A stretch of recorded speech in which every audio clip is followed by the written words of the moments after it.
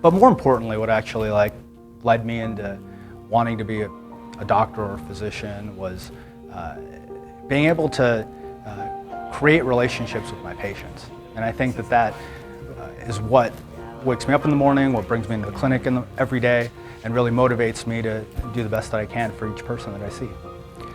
Well, because I have a lot of athletes as my patients, it's important that you take a team approach to their care. This involves the coaches, especially the training staff, who I have regular contact with. And I think in that way, the surgical procedure itself is really just a small part of the overall health of the athlete.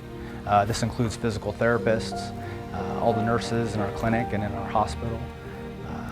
So by taking this team approach to their care, I think we can best optimize their outcomes.